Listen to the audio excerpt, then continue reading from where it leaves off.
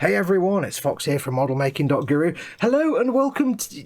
Yeah, you've kind of guessed what it is. Welcome to the next instalment of my video series on the Fanhome Star Wars Encyclopedia partwork. Partworks, of course, if you're not familiar with them, are things where you get a package each month with a model that you build up, or a collection of books, or a collection of something, and over the course of about 2 years you build a massive collection. In this case, my very good friends at Fanhome are doing a partwork of the Star Wars Encyclopedia, which is 4 issues each month of a hardback encyclopedia building up all the lore in the universe about Star Wars, facts, stories, photos, behind the scenes, all the kind of stuff you want. It'll basically build up to be the biggest physical collection of Star Wars stuff available anywhere, and it builds up over the course of a couple of years. So I'm going through this. Now, as you'll notice here, I said you get 4 a month. There's a bit more than 4 here. I have actually let it build up for 3 or 4 months. This is 4 packs. This is packs 3, 4, 5 and 6, which means I've got 16 issues here. You get 4 in each pack. The reason I've let it build up is not because I'm lazy. Well, I am lazy, let's just be honest. I am lazy, but because it won't take long to go through these. And if I just did 1 pack each month, it'd be a quick 2-minute video. My introduction would be longer than showing the books. So I've let them build up for a bit. So this is packs 3, 4, 5 and 6. We're going to go through all 16 issues. I'm not going to linger on every page because that will be kind of silly. I'm going to give you a quick look through. If you want to read all the blurb and all the details and all the stuff in there, have to subscribe to the partwork. Now, quick disclaimer, as always, as you're familiar with my other partworks, you'll know, Fanhome are sending me these each month. They've subscribed me to the partwork so I can go through it and film them for you. So a big, massive thank you to them. I'm not receiving any payment for this other than this partwork, and they have no creative input into these videos. So just so you know, I'm receiving these free of charge. Now, if you don't know who Fanhome are, here's a quick video.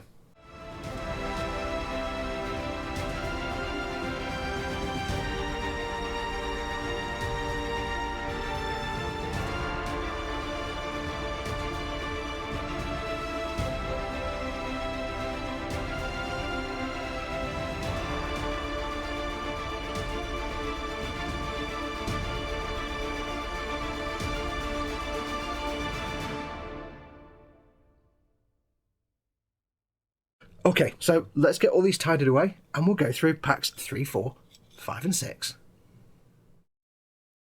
Now these are going to be in no specific order because I've jumbled them all up, and you get these in no specific order. If you see on each book, there's a little bit of twiddliness on the spine of each book. This is basically artwork that builds up across the selection of books. So when you have them on the shelf, there's all artwork. You're not receiving them in numerical order. You might get actual issue 1 one day and issue 35 the next, so it doesn't really matter what order I show you these in. So I'm just going to go through very quickly and give you a look at all of these. So we're starting with a book, one of the Galactic Atlas sections. There's 4 different sections, I think. This one is on Coruscant. I've seen people say Coruscant. It's Coruscant, and you can see we always start with some fantastic artwork in the middle, or at the start and back. And then I'll just quickly leaf through all these just to give you a look. I'm not going to linger on lots of pages because, as I say, you need to subscribe to the partwork yourself to actually see what's going on.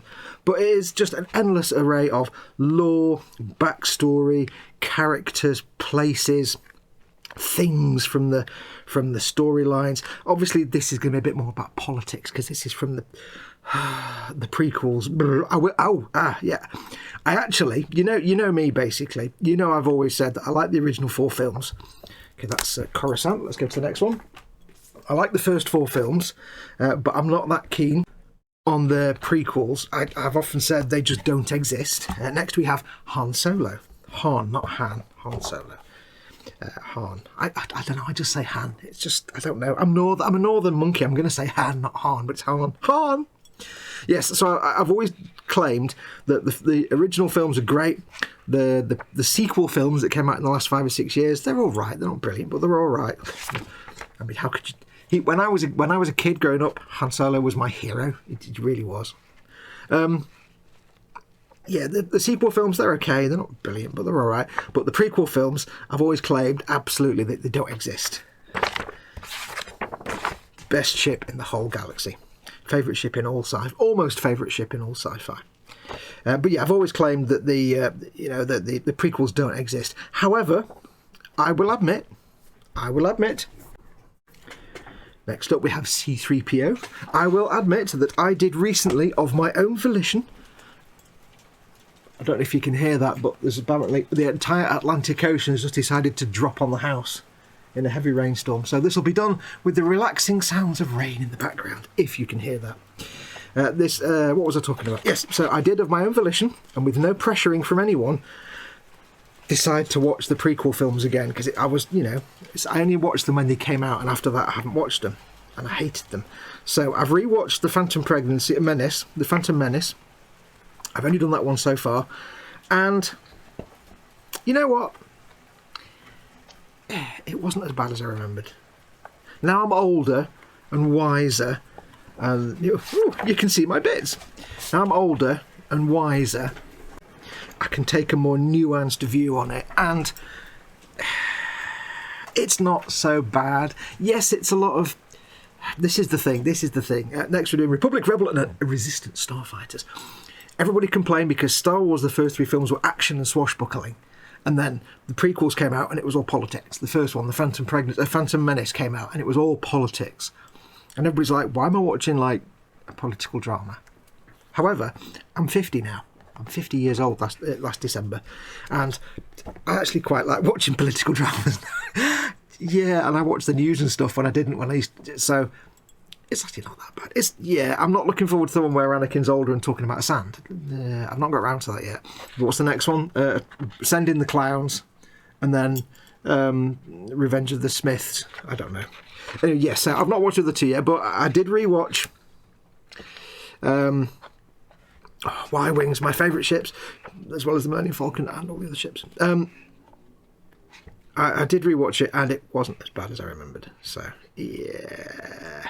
I have to say, by the way, the sequel films, the X-Wing designs, not a big fan of them. I know they're based on the Ralph McQuarrie original designs before A New Hope was made. I know they're based on that as like a tip of the hat to the original Ralph McQuarrie designs, but I don't think they've got the same character as the original films X-Wings. These have got a lot more character to them because they're a lot more junky and blocky and poorly designed, made of bits of scrap. So yeah. So yes, I have watched at least the Phantom Menace, and yeah. So my mood may be softening on it, but I've not watched Send in the Clowns yet, so we'll find out. Next up, we have lightsabers and Jedi equipment.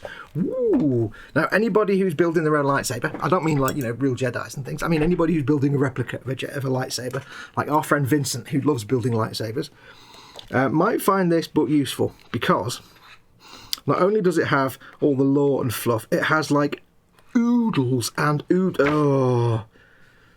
midi-chlorians. That's the one thing I didn't like about the prequels. Midi-bleeding chlorians with the... Yes, he has the highest count I've ever seen. Oh, why is he talking into a lady shave? No, midi-chlorians, you didn't need to add a technical reason for... the Force, no.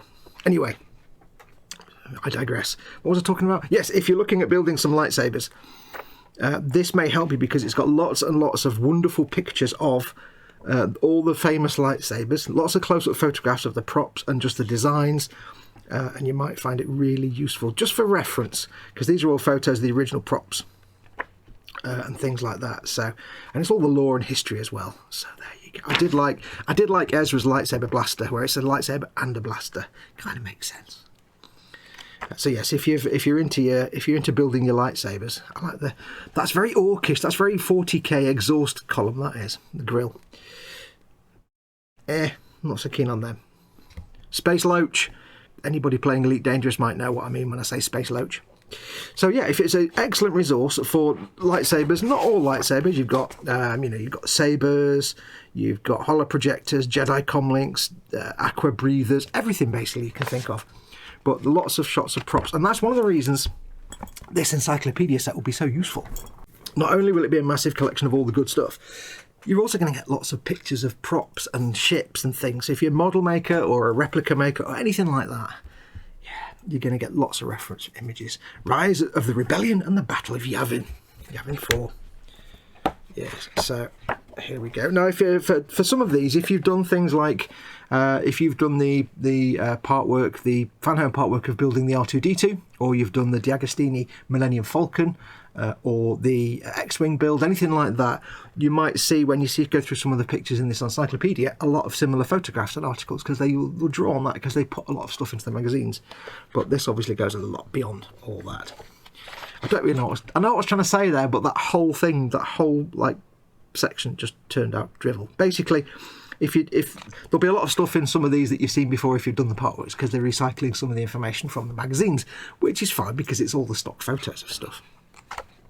You see here it does include lots of the extended universe as well, sort of the comic books, not just the movies. It's not just the movies, and this is the thing, it's not just the movies, it's also the animated series as well.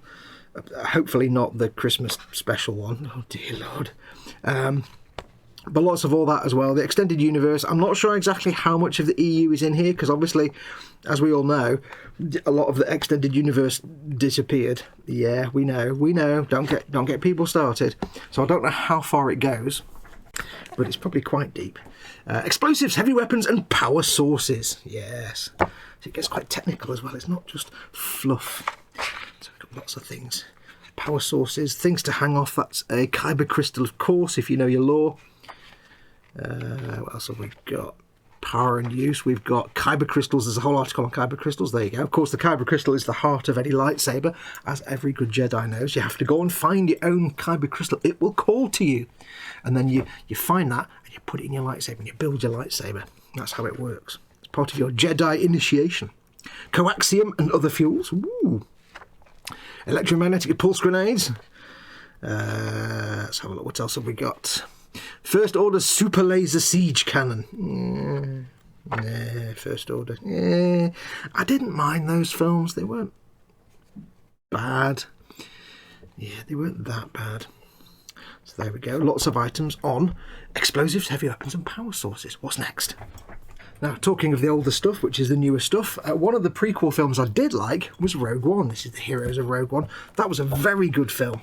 Very, very well-made film. More in the vein of the originals, with a bit more darkness to go on there.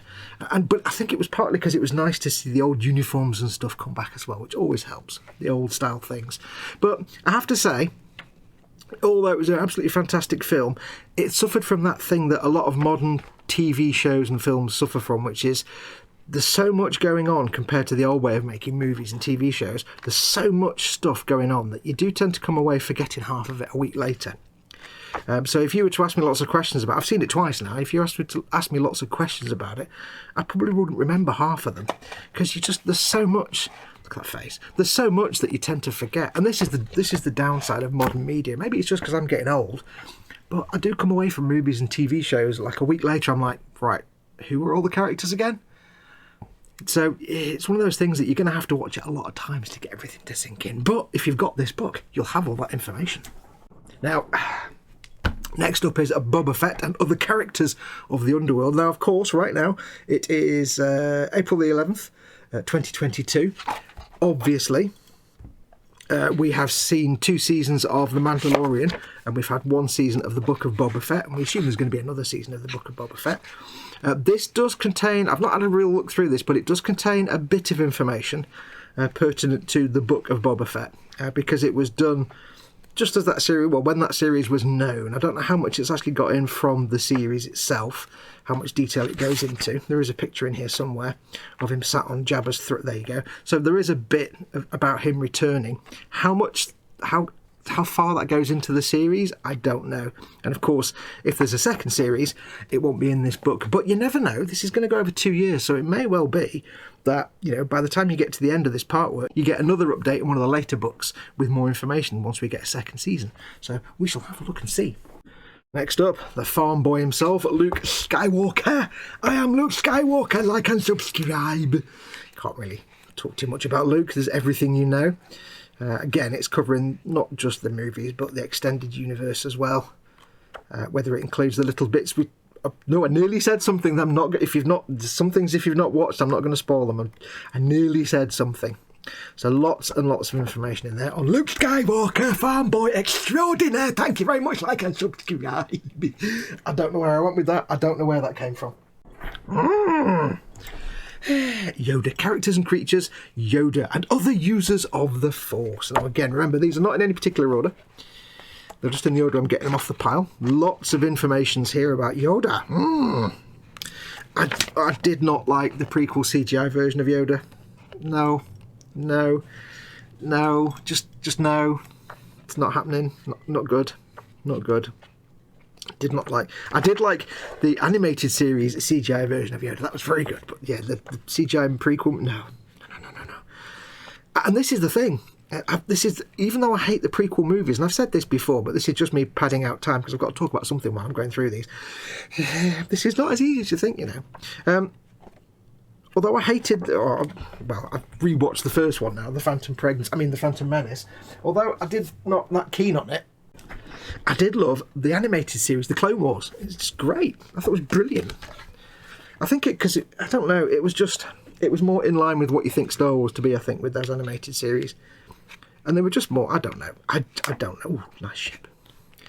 So I don't know why I like the animated series. I think it's 100% down to the presence of tactical droids. That's the entire secret, I think. I love Babu Frick. It's all down to tactical droids.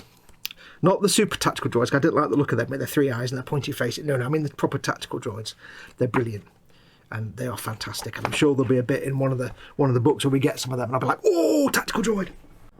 And of course, I will just no doubt lament the fact that there are no large models of tactical droids that I can make and paint. What are we on? TIE Fighters. TIE Fighters. When I was a kid, we always believed they were called TIE Fighters because they look like a bow tie. You idiots. Of course, it's twin ion engine. That's why we know. But I think it probably is. I think there's probably an in-joke at the designer there that they just happen to look like. That looks stupid. Stupid looking thing. Looks good when you put the wings like that, but yeah, no. I don't know what I'm talking about now. I really am filling for time. It's quite shameful. I've got the TIE Fighter laser sound in my head now. I can hear it. I'm not going to do it, but I can hear it. Kylo Ren and other followers of the dark side. Kylo Ren. Oh, I couldn't stand Kylo Ren. It's like when you're trying to create a bad guy that can be in the same league as Darth Vader, you're always going to fail 100% every time. You're going to take a dark, breathy, evil Darth Vader, man of mystery, you don't know anything about him, and you're going to try and compete with him with an emo teenager. No. I also, and this is little niggles, you see, I also didn't like the fact that in the the sequel movies that were, just really confusing. The last few years, when you had the Stormtrooper voices or anyone speaking through a mask, they were heavily clipping and distorted. No. Like Darth Vader didn't have this crappy distorted speaking over radio voice. He had a deep, dark, brooding voice because he had James Earl Jones doing the voice. They didn't put stupid, crackly radio crackle on it. I didn't like that. It always sounded like somebody was talking through their mouthpiece with their mouth far too close to the microphone, and it was just distorted and clipping and terrible. So yeah, some of the sound design in those sequel films was not brilliant. Ben Burt failed a bit. Stupid weapon design. Honestly, you get such great weapons in Star Wars, and what did they give Padme? This stupid little Buck Rogers in the black and white cereal. You can see here in the photograph, it's just a bit of resin or wood and crappy little prop with a moulded inch. Oh, really? I mean, you get a thing like that on a battle droid. I do like the battle droids. You get something like that on a battle droid, then you give her that thing that makes that stupid sci-fi laser noise. I don't know. Anyway, there we are. So all these great weapons. Padme gets the 1930s serialised Buck Rogers sci-fi shooter. Anyway, that's all of them. I'll just get them back. This is where my entire bench collapses now with the weight of them all. So we've got all these here. Now what I'll do is I'll move the camera and I'll show you what we've got. So I'll put them in order if we've got them so far, and all the ones we've got from the first two packs, and we'll see what's kind of emerging on the spines. Back in a minute. And there we have it. That's what we're looking at so far. Now, don't expect to see it like this too often, because I don't have any bookends and this desk isn't straight, and I've had to come over to the corner of my bench where I can jam them against the units at the back, because these things, they're quite heavy, even though it's not many of them, and trying to manhandle them to stand up without bookends, they keep falling over. So I'm being very careful not to touch them, because they'll just go at a slightest moment's notice. But you can start to see, don't expect to see this again. You can start to see how it's going to look. You're going to have, obviously, all the different sections separated out. So you've got history and events, people, droids, locations, ships, and equipment and tech. And you're going to have this beautiful artwork, the line artwork down the side, down the spines of the books that will pan out. Once you've got the whole collection, it'll be all the ships, all the artwork you see on the inner sleeves of the books, plus the logo for the partwork, the Star Wars Encyclopedia. So it's going to look mint. Make sure you've got a very long bookshelf. We've got another year and 2/3 to go of these yet. There's going to be tons of these, millions of them. I didn't even know there was that much Star Wars lore, but there you go. But, like I said, if you are, say, a creative in any way, like a writer, painter, artist, model maker, anything like that, and you want lots of reference materials and things like that, then this is going to be ideal, because it's all in one place and you can quickly find it. I mean, you can find stuff on the internet, but this is a beautiful thing to have on your shelf. So do have a think about this. If you've been thinking about it, it's going to be worth it. Plus you get some freebies and extras as well, so it's always a winner. But yes, now, like I said, I'm not going to be filming this every time a package turns up each month, because it's only 4 books and that'll be a very short video. So I'll probably leave it for another couple of months now, just to build up. And then when I get like 2 or 3 packs, I'll do another one of these videos where I go through all the books quickly. We have a bit of a natter. So stay tuned for that in the coming months. Again, I of course have to say big, massive thank you to the team at Fanhome.com for sending me these. Again, I am being subscribed to this free of charge by them to do these videos. So a big thank you to them. Big, massive thank you. If you want to subscribe to this yourself, go to fanhome.com, or I'll put a link directly for this, if I've got one, I can't remember now, in the description below the video, so you can subscribe to this partwork yourself. It's going to be awesome. Just go and do it. It's going to be interesting to see how they incorporate some of the latest stuff, like the book of Boba Fett, Obi-Wan Kenobi, and the Ahsoka series and things like that. So it's going to be interesting to see if they can incorporate that into future issues, because obviously we've got another year and 2/3 to go, so there's plenty of scope for them to have volumes they haven't quite written yet and put new things in. So it's going to be interesting to see how they do that. But anyway, that's going to do us. Thank you very much for watching. Stay tuned for the next one in a few months. Again, big thanks to Fanhome for sending me this. Until next time, I shall say, take care of yourselves. Go make something awesome. Go collect something awesome like these. And until next time, adios amibus.